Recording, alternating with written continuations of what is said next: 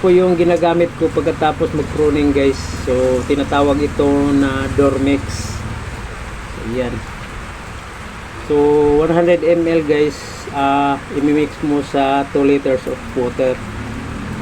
Ayan, pang uniform bud break po ito guys.